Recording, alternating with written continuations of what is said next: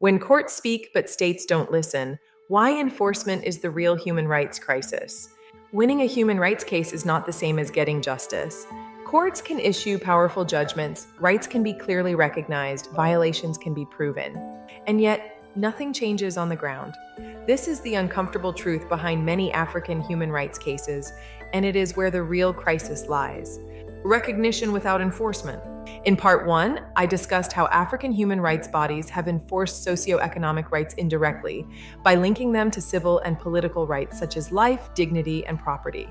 But recognition is only the first step. When states delay, ignore, or partially implement judgments, the harm does not end, it continues.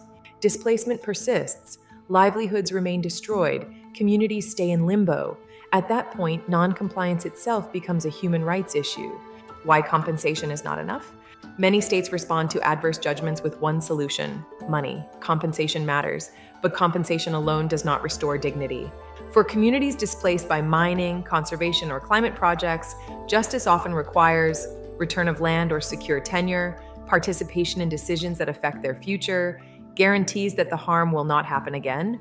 Without these measures, remedies remain symbolic and dignity remains abstract. Enforcement is a dignity issue. Delayed or selective compliance sends a dangerous message that rights exist on paper but not in practice.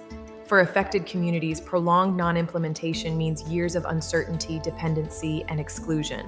This is not neutral delay, it is continuing harm.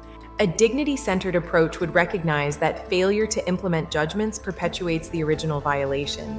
What needs to change?